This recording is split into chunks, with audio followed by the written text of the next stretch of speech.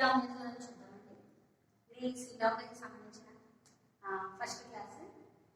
మనకి BCom second ఇయర్లో ఒక పేపర్ కింద సి లాంగ్వేజ్ పెట్టడం జరిగింది.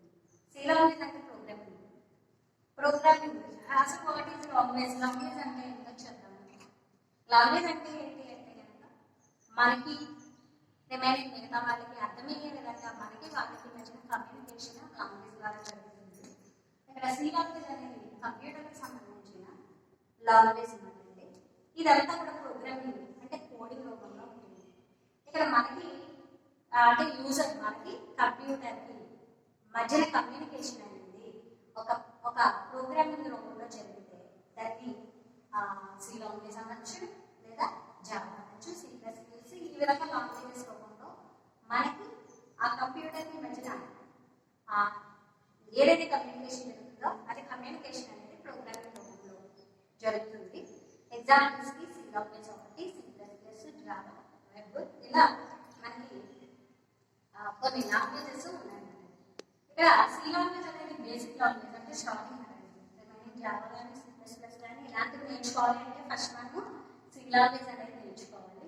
ఈ సి లాంగ్వేజ్లో ఫస్ట్ మనము ఇంట్రడక్షన్ చూసుకుంటూ ఈ సి లాంగ్వేజ్ ప్రోగ్రామింగ్ రాయడానికి కావాల్సిన స్ట్రక్చర్ చెప్పుకుంటూ దానికి సంబంధించి ఒక చిన్న ఎగ్జాంపుల్, దానికి సంబంధించిన అల్గారిథం ఫ్లో చార్ట్ ఈ క్లాస్లో చూద్దాము. రిమైనింగ్ సిలబస్ ప్రకారంగా మనము ఏవైతే ఉన్నాయో వాటిని మనము నెక్స్ట్ క్లాసెస్ రూపంలో మనము చూద్దామండి. ఇప్పుడు ఈ సి లాంగ్వేజ్ అనేది ఏంటి అంటే కనుక ఇది బేసిక్ లాంగ్వేజ్. అండ్ నెక్స్ట్ దీంట్లో వచ్చిన ప్రోగ్రామింగ్ అంతా కూడా ఎలా ఉంటుంది అంటే కనుక టాప్ డౌన్ అప్రోచ్ అంటే ఒక స్ట్రక్చర్ని ఫాలో అవుతూ ఉంటుంది. పై నుంచి కింద వరకు ఏదైతే స్ట్రక్చర్ ఉందో ఆ స్ట్రక్చర్ని ఫాలో అవుతూ ఉంటుంది. దీన్నే ఏమంటామంటే కనుక టాప్ డౌన్ అప్రోచ్ అంటాము. టాప్ డౌన్ అప్రోచ్ అంటాము. టాప్ డౌన్ అప్రోచ్ అంటాము. నెక్స్ట్ వచ్చేసి ఏంటంటే కనుక సి లాంగ్వేజ్ అంటే ఈ ప్రోగ్రామింగ్ అంటే ఏంటంటే కోడింగ్ మాట. అంటే మనకి తెలిసిన విషయాన్ని కంప్యూటర్కి కూడా అర్థమయ్యే విధంగా మనము ఆ కోడింగ్ రూపంలో అనేది ప్రోగ్రామింగ్ రాయడం జరుగుతుంది. దాని ప్రకారంగా ప్రోగ్రామ్ అనేది ఎగ్జిక్యూట్ అయ్యి మనకి దానికి సంబంధించి ప్రోగ్రామ్ సంబంధించి ఏదైతే రిజల్ట్ ఉందో దాన్ని అవుట్పుట్ రూపంలో చూపిస్తున్నాను. ఇక్కడ ఈ ప్రోగ్రామ్ అనేది టాప్ డౌన్ అప్రోచ్ అని చెప్తా, అంటే దానికి ఒక స్ట్రక్చర్ ఉంటుంది, దాని ప్రకారంగా ఫాలో అవుతుంది అని చెప్తాను. అసలు ఫస్ట్ సి లాంగ్వేజ్ని ఎవరు దీన్ని డెవలప్ చేశారు అంటే డెన్నిస్ రిచ్ అనే ఆయన.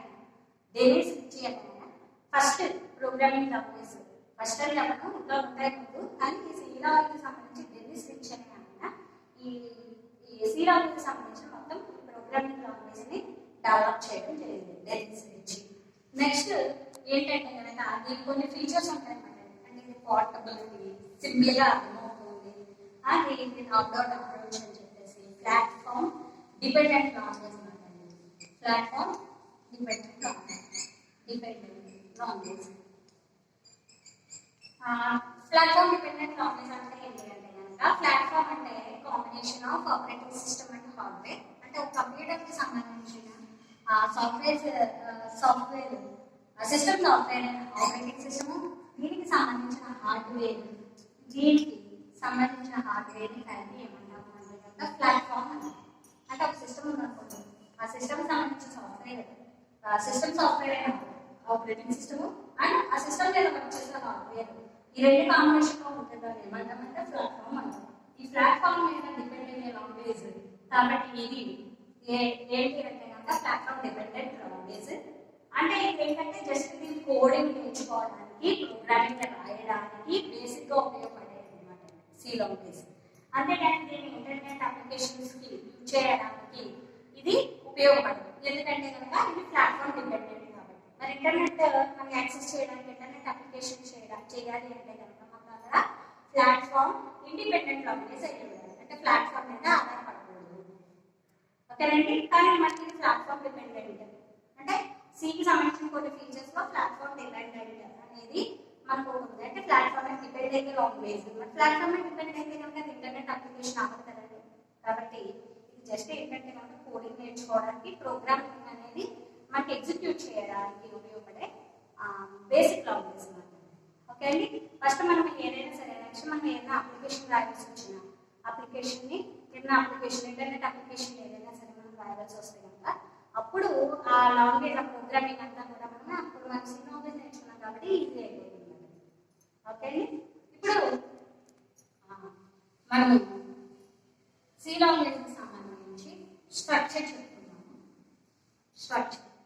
Structure of C language, structure of C programming. అంటే మన సి లాంగ్వేజ్లో ఏదైతే సి లాంగ్వేజ్లో ఏవైతే మనం చేస్తామో అలాంటి ప్రాబ్లమ్స్ని ఒక ప్రోగ్రామ్ రూపంలో రాస్తామన్నమాట. ప్రోగ్రామ్ అంటే ఏంటంటే సెట్ ఆఫ్ ఇన్స్ట్రక్షన్స్. అదేంటంటే కనుక సెట్ ఆఫ్ ఇన్స్ట్రక్షన్స్ అంటే ఒక ప్రాబ్లమ్ సంబంధించిన కొన్ని ఇన్స్ట్రక్షన్స్ కోడింగ్ కింద రాస్తే దాన్ని ప్రోగ్రామ్. ఇప్పుడు ఈ ప్రోగ్రామ్ రాయాలంటే దానికి ఒక స్ట్రక్చర్ ఉంది, అదేంటో చూద్దాము. ఈ స్ట్రక్చర్లో ఫస్ట్ మనకి ఏంటంటే కనుక కొన్ని సెక్షన్స్ ఉన్నాయి. ఇందా చెప్పుకున్నాం కదా టాప్ డౌన్ అప్రోచ్ అని చెప్పేసి ప్యాకెట్స్ కింద వరకు కూడా అదొక టాప్ డౌన్ అప్రోచ్ ఫాలో అవుతూ ఉంటుంది, అంటే ఒక స్ట్రక్చర్ని ఫాలో అవుతూ ఉంటుంది. ఇప్పుడు చూస్తే కనుక మనకి ఫస్ట్ ఇవి కొన్ని సెక్షన్ రూపంలో జరుగుతుంది. ఆ సెక్షన్లో ఫస్ట్ సెక్షన్ వచ్చేసి డాక్యుమెంటేషన్ సెక్షన్. డాక్యుమెంటేషన్ సెక్షన్ అంటే ఏంటి అంటే కనుక ఫస్ట్ నువ్వు ఒక ప్రోగ్రామ్ రాస్తున్నావు. ఆ ప్రోగ్రామ్ యొక్క టైటిల్ అంటే పేరుని ఈ డాక్యుమెంటేషన్ సెక్షన్లో రాస్తాం. అంటే ఇప్పుడు ఎడిషన్ ఆఫ్ 2 నెంబర్స్ అంటే 2 నెంబర్ని యాడ్ చేయడం అనేది ప్రోగ్రామ్ ఉంటుంది. ఎడిషన్ ఆఫ్ ఎగ్జాంపుల్కి ఎడిషన్ ఆఫ్ 2 నెంబర్స్ 2 నెంబర్లను యాడ్ చేయడము. ఎడిషన్ ఆఫ్ 2 నెంబర్స్ 2 నెంబర్లను యాడ్ చేయడం అనేది ఒక ప్రోగ్రామ్ అనుకుంటే కనుక ఈ టైటిల్ ఆఫ్ ది ప్రోగ్రామ్ ని డాక్యుమెంటేషన్ సెక్షన్ కింద రాస్తామంటే ఆ డాక్యుమెంటేషన్ సెక్షన్ రాయడానికి కామెంట్స్ లో రాస్తాం. కామెంట్ ఏంటి అంటే కనుక slash asterisk title of the program asterisk slash. ఇది డాక్యుమెంటేషన్ సెక్షన్ అన్నమాట. ఎగ్జాంపుల్ ఒక ప్రోగ్రామ్ యొక్క నేమ్ వచ్చేసి ఎడిషన్ ఆఫ్ 2 నెంబర్స్. దీని డాక్యుమెంటేషన్ సెక్షన్ లో slash asterisk title of the program asterisk slash ఈ విధంగా రాస్తే డాక్యుమెంటేషన్ సెక్షన్ ఉంటుంది. ఒక ప్రోగ్రామ్ రాయడానికి డాక్యుమెంటేషన్ సెక్షన్ అనేది అవసరం అంటే రాసుకోవచ్చు, లేదా అంటే కనుక రాసుకోకపోయినా పర్వాలేదు అంటే ఇది ఆప్షనల్ సెక్షన్ అన్నమాట డాక్యుమెంటేషన్ సెక్షన్ అనేది. నెక్స్ట్ రెండోది వచ్చేసి ఏంటి అంటే కనుక డాక్యుమెంటేషన్ సెక్షన్ తర్వాత వచ్చేసి మనకి లింక్ సెక్షన్. ఈ లింక్ సెక్షన్ మనం ఏమంటామంటే ఈ సెక్షన్ లింక్ సెక్షన్ ఏమంటామంటే కనుక ప్రీ ప్రాసెసర్ కమాండ్ అని కూడా చెప్పచ్చు. లింక్ సెక్షన్ సి లాంగ్వేజ్ లో ప్రీ ప్రాసెసర్ కమాండ్ అంటాము. అంటే ఇది ఒక హెడర్ ఫైల్ రూపంలో ఉంటుంది. దీనికి ఎగ్జాంపుల్ గా మనం ఇక్కడ చూస్తే కనుక ఇది ఎగ్జాంపుల్ గా చూస్తే కనుక మనకి సి లాంగ్వేజ్ కి సంబంధించిన లింక్ సెక్షన్ ఏంటి అంటే కనుక యాష్ ఇంక్లూడ్ std io.html. ఇది హెడర్ ఫైల్ అన్నమాట. std io.html అనేది హెడర్ ఫైల్. ఇది ఏ హెడర్ ఫైల్ అంటే కనుక standard input output header file. అంటే మనకి ప్రోగ్రామ్ కి సంబంధించి కొన్ని ఇన్పుట్స్ అవుట్పుట్స్ ఇన్పుట్ అవుట్పుట్ ఇలాంటి ఫంక్షన్స్ యాక్సెస్ అవ్వాలి అంటే కనుక ఈ హెడర్ ఫైల్ ని హెడర్ ఫైల్ అంటే స్టాండర్డ్ std io.h అనేది హెడర్ ఫైల్. ఇలా కొన్ని ఉంటాయి code.h అని math.h అని ఇలా కొన్ని హెడర్ ఫైల్స్ ఉంటాయి. ఈ హెడర్ ఫైల్స్ తో మనం ఎలా రాసుకుంటే include హెడర్ ఫైల్ అని రాసుకుంటే దీన్ని ఏమంటారంటే లింక్ సెక్షన్ కానీ లేదా ప్రీ ప్రాసెసర్ కమాండ్ అని కూడా అంటారు. ఇప్పుడు సి లాంగ్వేజ్ సంబంధించిన ఏదైనా ప్రోగ్రామ్ రాయాలి అంటే include std io.h అనే ప్రీ ప్రాసెసర్ కమాండ్ ని ఈ standard input output header file అనే ఈ హెడర్ ఫైల్ ని కంపల్సరీగా మనం రాయాల్సి ఉంటుంది. అంటే ఇది ఏంటంటే కనుక లింక్ సెక్షన్ అనేది నష్టపడుతుంది. ఓకేనండి. ఈ లింక్ సెక్షన్ అనేది ఫస్ట్ ఫైల్ డాక్యుమెంటేషన్ నుంచి రాసుకోకపోయినా ప్రోగ్రామ్ రాయాలంటే కనుక లింక్ సెక్షన్ అనేది కంపల్సరీగా రాయాలి. అది ఏ లింక్ సెక్షన్ అంటే std io.h standard input output header file అనే ప్రీ ప్రాసెసర్ కమాండ్ ని ఈ హెడర్ ఫైల్ మనం కంపల్సరీగా రాయాల్సి ఉంటుంది. ఇక నెక్స్ట్ వచ్చేసి లింక్ సెక్షన్ తర్వాత ఇంకా మంచిగా ఇంకా గ్లోబల్ డిక్లరేషన్ సెక్షన్ అని ఉంటుంది. గ్లోబల్ డిక్లరేషన్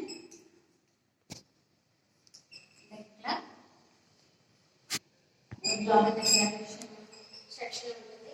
ఈ గ్లోబల్ డిక్లరేషన్ సెక్షన్ అంటే ఏంటంటే ఏమైనా కొన్ని వాల్యూస్ కాన్స్టెంట్ వాల్యూస్ అంటే పై ఇప్పుడు మన ప్రోగ్రామ్ పై వాల్యూ ఉపయోగించుకోవాలి. పై ఈక్వల్ టు లేదా పై ఈక్వల్ టు 3.14 ఇలాంటి వాల్యూస్ కనుక మనం కాన్స్టెంట్ గా తీసుకోవాలి అంటే కనుక ఇక్కడ మనము ఇక్కడ చూడండి ఈ ప్రోగ్రామ్ సంబంధించి పై వాల్యూ 3.14 అనేది కాన్స్టెంట్ వాల్యూ.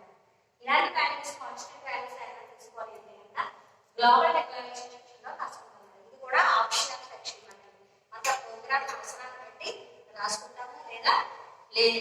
ఇప్పుడు మనకి హెచ్ ఆఫ్ 2 నంబర్స్ ఉందనుకోండి, ఇలాంటి ప్రోగ్రామ్ కి సంబంధించి మనకి ఈ పై వాల్యూ అనేది అవసరం లేదు కాబట్టి ఆ గ్లోబల్ డిక్లరేషన్ సెక్షన్ అనేది ఆప్షనల్ అన్నమాట.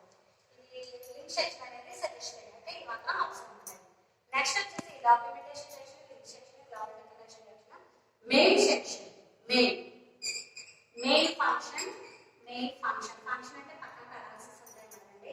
మెయిన్ ఫంక్షన్ సెక్షన్ ఇది కూడా చాలా సజెషన్ ఉంటుంది మనకి అవసరం అంటే ఒక సి ప్రోగ్రామ్ సంబంధించిన link section main function compulsory ప్రతి ప్రోగ్రామ్ మెయిన్ ఫంక్షన్ సెక్షన్.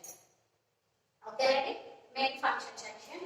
ఈ మెయిన్ ఫంక్షన్ వల్ల మన ప్రోగ్రామ్ సంబంధించిన కోడింగ్ అంతా కూడా ఇందులో ఏముంటుంది అంటే కనుక ఈ ప్రోగ్రామ్ కి సంబంధించిన వేరియబుల్స్ ని డిక్లేర్ చేసుకునే సెక్షన్ ఉంటుంది. Variable declaration section, variable declaration section ఉంటుంది.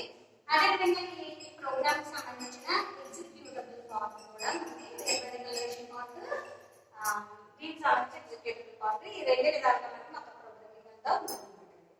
ఓకేనండి, ఇప్పుడు మనం ఎడిషన్ ఆఫ్ 2 నంబర్స్ ఆల్రెడీ ఇక్కడ మనం చెప్పుకుంటున్నాం కదండి. ఈ ప్రోగ్రామ్ సంబంధించి వేరియబుల్స్ ఏంటి, కోడింగ్ ఏంటన్నది ఇక్కడ మనం రాద్దాం. ఇక్కడ వేరియబుల్స్ అంటే ఏంటి అంటే వాట్ ఈస్ వేరియబుల్ అనేది వేరియబుల్స్ గురించి మనం నెక్స్ట్ క్లాస్ లో చూద్దాము. కానీ ఇప్పుడు మనం వేరియబుల్ అంటే ఏంటో కనుక జస్ట్ కొంచెం ఒక చిన్న డెఫినేషన్ రూపంలో చూద్దాము. ఇక్కడ వేరియబుల్ అంటే ఏంటంటే ఈ ప్రోగ్రామ్ సంబంధించి కొన్ని ఇన్పుట్ వాల్యూస్ తీసుకోవాలి. ఆ ఇన్పుట్ వాల్యూస్, ఇన్పుట్ అంటే ఏంటి, ఇన్పుట్ అంటే మనం కంప్యూటర్ కి అది అడిగినప్పుడు వచ్చే వాల్యూస్ ఇన్పుట్ వాల్యూస్. ఆ వాల్యూస్ తీసుకుని ఇక్కడ క్యాలిక్యులేషన్ జరిగి రిజల్ట్ అనేది అవుట్పుట్ రూపంలో వస్తుంది.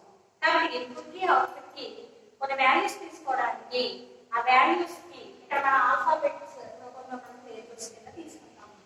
అంటే ఇవి కూడా ఏ టైప్ అంటే కనుక ఇక్కడ చూడండి మనం ఏం చేస్తున్నాము ప్రోగ్రామ్ ఎడిషన్ ఆఫ్ 2 నంబర్స్ అంటే నంబర్లు. కాబట్టి నెంబర్ కి సంబంధించిన వేరియబుల్స్ ని ఇంటీజర్ డేటా టైప్ రూపంలో నెక్స్ట్ మనం ఇవన్నీ చెప్పుకున్నాము. వేరియబుల్స్, డేటా టైప్స్ అవన్నీ కూడా నెక్స్ట్ క్లాస్ లో వస్తాయి. అప్పుడు మీకు బాగా అర్థమవుతుంది. ఫస్ట్ నేను స్ట్రక్చర్ చెప్తున్నాను కాబట్టి మీకు ఒక ఎగ్జాంపుల్ చెప్పాలి కాబట్టి ప్రోగ్రామ్ ని ఇక్కడ నేను నాకు వీడియో నెట్వర్క్ నేను ఎక్స్ప్లెయిన్ చేయడం జరుగుతుంది. ఓకే, చూడండి ఇక్కడ మనకి నెంబర్స్ కి సంబంధించిన వేరియబుల్స్ తీసుకోవాలి కాబట్టి ఆ నెంబర్ కి సంబంధించిన వేరియబుల్స్ కింద ఆ డేటా టైప్ వచ్చేసి ఏంటంటే ఇంటీజర్ డేటా టైప్. అంటే నెంబర్స్ తీసుకోవాలంటే ఇంటీజర్ డేటా టైప్స్ లో తీసుకోవాలి. ఇంటీజర్ డేటా టైప్ కి ఇంటర్ రాస్తాము. ఇంట్ ఇక్కడ ఇన్పుట్ కి 2 నెంబర్స్ అంటాం కాబట్టి ఇన్పుట్ కి 2 వేరియబుల్స్ ఏ కామా బి కామా, అవుట్పుట్ కి ఒక వేరియబుల్ సి ఇలా మనం తీసుకోవడం జరుగుతుంది. ఓకేనండి, నేను ఇంకొక క్లాస్ లో నెక్స్ట్ క్లాస్ లో ఈ ప్రోగ్రామ్ కంప్యూటర్ ద్వారా కూడా నేను టైప్ చేసి దాని ఎగ్జిక్యూషన్ కూడా మీకు చూపిస్తాను. అది రన్ అయ్యడం అవుట్పుట్ రావడం కూడా నేను ఒక క్లాస్ లో చూపిస్తానండి. ఈ ప్రోగ్రామ్ ఏ విధంగా మనం సిలో టైప్ చేయాలి, ఎగ్జిక్యూషన్ చేయొచ్చు అని కూడా నేను ఈ ప్రోగ్రామ్ ఎగ్జిక్యూషన్ చేసి చూపిస్తాను నెక్స్ట్ వీడియోలోనే. జస్ట్ ఇప్పుడు దీనికి సంబంధించి ఇది చూసేయండి. ఇక్కడ 3 వేరియబుల్స్ ఏంటి అంటే ఇన్పుట్ వేరియబుల్స్, సి వచ్చేసి అవుట్పుట్ వేరియబుల్ అన్నమాట. ఇవి ఏంటి అంటే నెంబర్స్ కాబట్టి ఇంటీజర్ డేటా టైప్ వస్తున్నాము వేరియబుల్స్. ఇక్కడ కొన్ని ఇన్స్ట్రక్షన్స్ ఉంటాయి సి లాంగ్వేజ్ కి. ఇది 3 వేరియబుల్స్ డిక్లరేషన్ సెక్షన్ అయిపోయిన తర్వాత సెమీ కోలన్ తో ఎండ్ చేయాలి. కరెక్ట్గా ఎవరు చూపిస్తుందండి. ఓకే అండి, ఎవరికి మిస్టేక్ అండి. ఈ ప్రోగ్రామ్ ఎగ్జిక్యూషన్ జరుగుతున్నప్పుడు అక్కడ కంపైలర్ ఏం చేస్తుందండి, కంపైలర్ అంటే ఏంటంటే ఈ ప్రోగ్రామ్ అందరినీ కూడా one by one step by step గా చదివేదాన్ని కంపైలర్ అంటారు. అది మనకి కంప్యూటర్ లో ఉంటుంది. ఆ కంపైలర్ వన్ బై వన్ చదువుతూ ఉంటున్నప్పుడు ఏమైనా మిస్టేక్స్ ఉంటాయంటే నువ్వు ఏదైనా మర్చిపోతే వాటి ల్యాబ్లో కూడా చూపిస్తున్నాను. ఓకేనండి, ఏబిసి అని ఏంటి వేరియబుల్ సెక్షన్. ఇప్పుడు మనకి ఎగ్జిక్యూటబుల్ పార్ట్ రాస్తాం, అంటే కోడింగ్ రాస్తాం. కోడింగ్ ఏంటంటే ఫస్ట్ మనకి అవుట్పుట్ లో స్క్రీన్ మీద ఎలా కనిపించాలి అంటే అవుట్పుట్ లైన్ వచ్చి ఎలా కనిపించాలంటే ఇది స్క్రీన్ ఉంటుంది అవుట్పుట్ లైన్. అది ఫస్ట్ ఒక లైన్ కనిపించాలి, ఒక స్క్రీన్ మీద ఒక లైన్ కనిపించాలి. అంటే ఎంటర్ రెండు నెంబర్లను ఎంటర్ చేయండి, ఎంటర్ 2 నెంబర్స్ అని ఒక లైన్ కనిపించాలి. మనకి స్క్రీన్ మీద కనిపించేదంతా కూడా ఏంటంటే అవుట్పుట్. ఇక్కడ అవుట్పుట్ కి సంబంధించి అంటే సి లాంగ్వేజ్ లో అవుట్పుట్ ఫంక్షన్ చేసే ఏంటంటే ప్రింట్ఎఫ్ అనేది ఏంటి అవుట్పుట్ ఫంక్షన్. ప్రింట్ఎఫ్ అనేది అవుట్పుట్ ఫంక్షన్. ఈ అవుట్పుట్ ఫంక్షన్ అనేది ప్రింట్ఎఫ్ అనేది అవుట్పుట్ ఫంక్షన్ కాబట్టి ఇప్పుడు నువ్వు ఏదైతే స్క్రీన్ మీద కనిపించేలా రాస్తావో అది బ్రాకెట్ లో డబుల్ కొటేషన్స్ లో రాస్తావు. ఆ డబుల్ కొటేషన్స్ లో నువ్వు ఏదైతే రాస్తావో అది స్క్రీన్ మీద కనిపిస్తుంది. ఓకే అండి, మనకి ఏం రాస్తుందండి అంటే 2 నెంబర్స్. నువ్వు ఎలా రాస్తే నీకు స్క్రీన్ మీద ఆ విధంగా కనిపిస్తుంది అంటే 2 నెంబర్స్. ఓకే అండి, డాష్ అంటే ఇవన్నీ కూడా మనం ఏదైతే చెప్పుకుంటున్నామో ఈ ప్రోగ్రామింగ్ రాయడానికి కావాల్సినవన్నీ కూడా మనకి ఫస్ట్ యూనిట్ లో ఈ సికి సంబంధించిన ఇంట్రడక్షన్ లో వస్తాయండి. ఓకేనండి, ఎంటర్ 2 నెంబర్స్ అనేది డబుల్ కొటేషన్స్ లో రాసాము. బ్లాక్ స్లాష్ ఎంటర్ రాసాము అంటే నెక్స్ట్ లైన్ ఇంటర్ లైన్ అంటే నెక్స్ట్ వచ్చేటప్పుడు కూడా నెక్స్ట్ లైన్ లో రావడానికి బ్లాక్ స్లాష్ ఎంటర్ ఉంటుంది అంటే న్యూ లైన్. ఇలా ఎంటర్ 2 నెంబర్స్ అనేది ఒక లైన్ మనకి కనిపించింది. ఓకేనండి, ఇప్పుడు నువ్వు ఎంటర్ 2 నెంబర్స్ అని స్క్రీన్ మీద కనిపించింది. అప్పుడు ఏం చేస్తావు, 2 నెంబర్లు ఇస్తావు. ఇక్కడ 12 ఓ నెంబర్ ఇచ్చావు, 13 ఓ నెంబర్ ఇచ్చావు. ఓకే, 12, 13 అనే నెంబర్లను సిస్టమ్ తీసుకోవాలి. సిస్టమ్ తీసుకుంటుంది అంటే నువ్వు ఇచ్చావు టైప్ చేసావు, కానీ నువ్వు టైప్ చేసినప్పుడు సిస్టమ్ నువ్వు ఇచ్చిన నెంబర్లను తీసుకుంటుంది. అంటే ఇన్పుట్ ఫంక్షన్ ఏదో ఉంది. ఆ ఇన్పుట్ ఫంక్షన్ ఏంటంటే కనుక స్కానర్. సిలోకి సంబంధించిన ఇన్పుట్ ఫంక్షన్ స్కానర్. ఇన్పుట్ అంటే తీసుకోవడం, అంటే నువ్వు డిస్ప్లే తీసుకోవడం. ప్రింట్ఎఫ్ అంటే స్క్రీన్ మీద కనిపించడం. Okay, scanner. స్కానర్ 12, 13 కదా, ఇవి ఏంటి అంటే ఇంటీజర్ డేటా టైప్ సంబంధించిన నెంబర్స్ కాబట్టి ఇంటీజర్ డేటా టైప్ సంబంధించిన యాక్సెస్ స్పెసిఫై పర్సంటేజ్ డి రెండు నెంబర్లు కదండి. ఈ రెండాటి మధ్య మనం ఏం స్పేస్ అవసరం లేదు, రెండు నెంబర్లు కాబట్టి percentage d. Integer data type numbers కాబట్టి పర్సంటేజ్ డి కామా వీటిని అడ్రస్ తో మనం తీసుకోవాలి కాబట్టి యాంపర్సంట్ అనేది అడ్రస్ అవుతుంది. ఏంటి విధంగా యాంపర్సంట్ ఏ ఒక వేరియబుల్, యాంపర్సంట్ బి అనేది రెండో వేరియబుల్. ఓకేనండి, అంటే నువ్వు తీసుకున్న 12 ఏమో ఏలోకి, 13 వచ్చేసి బిలోకి లోపల కంప్యూటర్ లో తీసుకున్నమాట. ఓకేనండి, 12 ఏ కింద 13 బి కింద సిస్టమ్ రీడ్ చేసుకుంది. ఎందుకంటే స్కానర్ ఫంక్షన్ రాసాం కాబట్టి. ఓకే, ఇప్పుడు క్యాలిక్యులేషన్ బాగా జరుగుతుంది. ఏంటి అనేది నేను ఇక్కడ రాస్తాను చూడండి. ఇప్పుడు క్యాలిక్యులేషన్ ఏంటి? క్యాలిక్యులేషన్ సి వాల్యూ ఏ ప్లస్ బి అంటే ఏలో ఉన్న 12 బిలో ఉన్న 13. ఏ అనే వేరియబుల్, బి అనే వేరియబుల్. ఈ వేరియబుల్ కి సంబంధించిన వాల్యూ డి అనే వేరియబుల్ కి సంబంధించిన వాల్యూ 12, 13 ప్లస్ అంటే ఎడిషన్ ఆపరేటర్. మనకు ఆపరేటర్స్ కూడా ఉంటాయి. ఇవన్నీ కూడా మనకి 1 by 1 అనేది టాపిక్స్ రూపంలో మనకి ఈ యూనిట్ లో ఇవ్వడం జరుగుతుంది. ఇక్కడ ఈ ఎక్స్ప్రెషన్ అంటే సి అనే వేరియబుల్లోకి ఏ ప్లస్ బి అనే రిజల్ట్ అనేది సిలో ఉంది అని ఉంది. క్యాలిక్యులేషన్ అంటే 12 ప్లస్ 13 ఎంత అంటే 15. అంటే సిలో అవుట్పుట్ వాల్యూ రిజల్ట్ వాల్యూ ఉంది. కాబట్టి అది రాసుకుంటేనే కానీ ఆ వాల్యూ ప్రింట్ అవ్వదు. రాసుకోవాలి అంటే ఇక్కడ ఏమని రాయాలి అన్నట్టు మనకు అర్థమయ్యే విధంగా addition of 2 numbers is addition of 2 numbers is అని ఉంది. 12, 13 కలిపి ఎంత 15. ఈ విధంగా ప్రింట్ అవ్వాలి కదండి. దీనికి సంబంధించి ఏం చేయాలి చూడండి. ఇప్పుడు C equal to A plus B అంటే 12 plus 13 equal to 27 value result value అనేది ఎలా రావాలి అంటే ఫస్ట్ ఈ లైన్ ప్రింట్ఎఫ్ స్టేట్మెంట్ లో రాసుకోవాలి. కాబట్టి printf the addition of two numbers is the addition of two numbers is the addition of two numbers is అని చెప్పి ఇది నెక్స్ట్ లైన్ లో ప్రింట్ అవ్వాలి కాబట్టి డాష్ డాష్ అని రాస్తున్నాను. ఈజ్ చూడండి the addition of two numbers is అంటే మనకు సరిపోక పక్క లైన్ లో వచ్చింది మనకి ఈజ్ అనేది లేదంటే ఇక్కడ మనకు కనిపిస్తుంది ఈజ్ అంటే 25 నెక్స్ట్ లైన్ లో రావాలి కదా, అందుకని డాష్ డాష్ అని రాయాలి. ఇప్పుడు ఏం చేయాలి, మన రిజల్ట్ ఎక్కడ ఉంది, సిలో ఉంది కాబట్టి సి ప్రింట్ చేసుకోవాలి. కాబట్టి the addition of numbers is dash dash ఇక్కడ మనము కామా సి అని రాసేసుకుంటే మనకి డాష్ డాష్ అంటే ఎంత అంటే నెక్స్ట్ లైన్ లో సి సి అంటే సి ప్రింట్ అవుతుంది, సిలో ఉన్న వాల్యూ అనేది ప్రింట్ అవుతుంది అంటే 25 ఇక్కడ ప్రింట్ అవుతుంది. ఇది అవుట్పుట్ మాట. ఓకేనండి, ఇది ఇక్కడ మనకి మెయిన్ ఫంక్షన్ మొత్తం ప్రోగ్రామ్ అయిపోయింది కాబట్టి క్లోజ్ చేసుకుంటున్నాం. ఇది ఒక చిన్న సింపుల్ శాంపిల్ గా మనం ఎక్స్ట్రా టూ నెంబర్స్ అనే రెండు వాల్యూస్ ఇస్తే ఆ రెండు వాల్యూస్ అంటే 12 13 కదండి. ఇంటీజర్ కి సంబంధించి కొంత రేంజ్ ఉంటుంది, ఆ రేంజ్ వరకు ఇంటీజర్ నెంబర్స్ అన్నమాట. ఆ రేంజ్ వరకు ఏ నెంబర్ ఇచ్చినా సరే సి ఈక్వల్ టు ఎల్ఎస్ బి అనే ఈ క్యాలిక్యులేషన్ వల్ల మనకి ఎడిషన్ ఆఫ్ టూ నెంబర్స్ రెండు నెంబర్లు యాడ్ చేస్తూ వచ్చే రిజల్ట్ అనేది ఈ ప్రోగ్రామ్ రూపంలో మనకి అవుట్పుట్ అనేది వస్తుంది. ఓకేనండి, ఎగ్జాంపుల్ ఇక్కడ 12 13 తీసుకున్నాం, ఇది అవుట్పుట్. ఇది మనకి ప్రోగ్రామ్ అవుట్పుట్. ఇది మనం ఎక్కడ రాస్తాము అంటే కనుక కమాండ్ ప్రాంప్ట్ లో మనం రన్ ఉంటుంది కదా, అందులో సిఎంఏ టైప్ చేస్తాము. అక్కడ సి ప్రాంప్ట్ అంటే సికి సంబంధించిన సాఫ్ట్వేర్ ఉంటుంది, మనము అక్కడ దాన్ని ఓపెన్ చేసుకుంటాము టర్బో సి ద్వారా.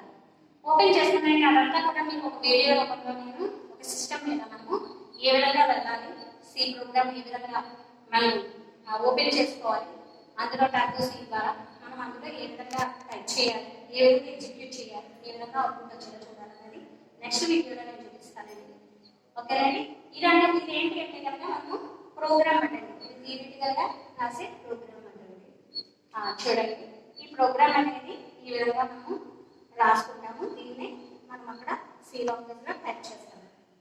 దీన్ని టైప్ చేసిన తర్వాత దానికి కొన్ని కమాండ్స్ ఉంటాయి. కంట్రోల్ F9 అనే కమాండ్, కంట్రోల్ బటన్ F9 అనేది ప్రెస్ చేస్తే ప్రోగ్రామ్ అంటే కంప్లీట్ చేస్తుంది, ఎర్రర్స్ అమౌంట్ చూపిస్తుంది.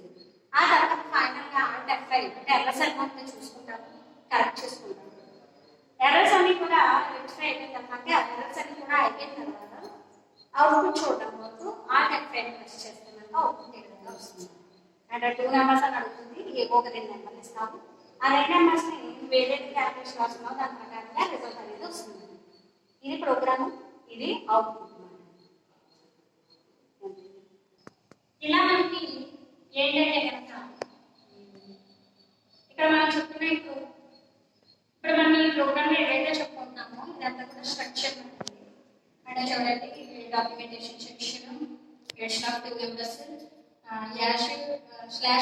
లో నేమ్ ఆఫ్ ది ప్రోగ్రామ్ రాస్తాము, // ద్వారా ఏం చేస్తాము. ఇది లింక్ సెక్షన్. ఇది ప్రతి ప్రోగ్రామ్ కి రాయాల్సి ఉంది, సజెస్ట్ అనమాట. ఏ చిన్న ప్రోగ్రామ్ రాయాల్సి వచ్చినా సరే #include stdio కూడా ఇచ్చేది సికి సంబంధించిన ప్రీ ప్రాసెసర్ కమాండ్. దీన్ని లింక్ సెక్షన్ అంటారు. ఈ లింక్ సెక్షన్ ని మనం కంపల్సరీగా మనం ప్రతి ప్రోగ్రామ్ కి రాయాల్సి ఉంటుంది. అదేవిధంగా మెయిన్ ఫంక్షన్ ఉంటుంది.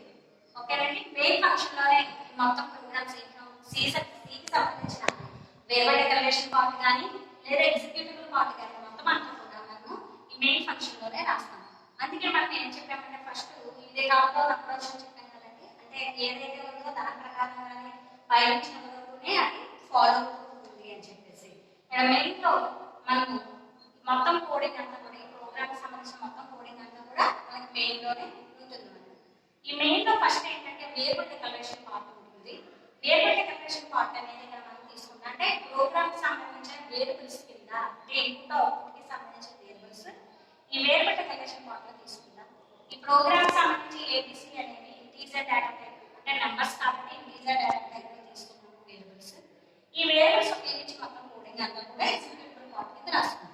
అంటే ఏంటి, ఒక లైన్ ప్రింట్ అవ్వాలి, ఒక లైన్ ప్రింట్ఎఫ్ లో మనం ఒక లైన్ రాసుకున్నాము. ఆ నెక్స్ట్ క్లాస్ లో రావాలి కాబట్టి బ్లాక్ స్లాష్ ఇవన్నీ కూడా నెక్స్ట్ క్లాస్ లో వస్తాయండి. నెక్స్ట్ వచ్చేసి మనం అడిగిన నెంబర్ ఇస్తే సిస్టమ్ రీడ్ చేసుకోవాలి కాబట్టి స్కాన్ఫ్ అనేది ఫంక్షన్. ఇంటీజర్ డేటా టైప్ సంబంధించిన యాక్సెస్ స్పెసిఫైస్ వచ్చేసి ఏంటంటే పర్సంటేజ్ డి, రెండు వాల్యూస్ కాబట్టి రెండు తీసుకున్న పర్సంటేజ్ డి పర్సంటేజ్ డి. ఈ రెండు కూడా ఏలోకి విచ్ వాల్యూ ఫస్ట్ వాల్యూ, బిలోకి రెండో వాల్యూ కింద రీడ్ చేసుకోవాలి కాబట్టి పర్సంటేజ్ ఏ పర్సంటేజ్ బి కింద రెండు వాల్యూస్ తీసుకోవడం జరుగుతుంది. అంటే 12 అనేది ఏలో 19 అనేది బిలోని ఉంది. ఇప్పుడు ఈ రెండాటిని ఏం జరగాలి, మన ప్రోగ్రామ్ ప్రకారంగా ఎడిషన్ ఆఫ్ నెంబర్స్ అంటే ఈ రెండు ప్లస్ ఆపరేటర్ అంటే ఎడిషన్ ఆపరేటర్ ప్రకారంగా మనకి ఆ ఎక్స్ప్రెషన్ అనేది జరగాలి. అంటే C equal to A plus B అనేది ఒక ఎక్స్ప్రెషన్ అంటే standardization formula. C equal to A plus B అంటే సి లోకి A plus B value, A value 12 B value 11 అనేది సి లో ఉంది. అంటే రిజల్ట్ 27 అనేది సి లో ఉంది. ఓకే, ఇక్కడ ఏంటి అంటే కనుక ఇప్పుడు అది ప్రింట్ చేసింది ప్రింటర్ లో రాసుకుంటేనే కనిపిస్తుంది కాబట్టి ఇక్కడ మన ప్రింటర్ ఫంక్షన్ రాసి ఎడిషన్ ఆఫ్ నెంబర్ సి లో అవుట్పుట్ కాబట్టి సి ని ప్రింటర్ ఫంక్షన్ లో రాస్తాము. కాబట్టి ఎడిషన్ ఆఫ్ నెంబర్స్ ఈజ్ ఆ డాష్ డాష్ అని పెట్టాం కాబట్టి రిజల్ట్ సి అనేది నెక్స్ట్ లైన్ లో ప్రింట్ అవుతుంది. ఓకేనండి, ఇది మొత్తం ప్రోగ్రామ్ అయిపోతే కనుక ఎక్కడైతే ఓపెన్ చేసామో అదే దానికి సంబంధించిన ఎండ్ స్పేస్ లో క్లోజింగ్ ప్లేస్ లో మనము యాడ్ చేస్తాము.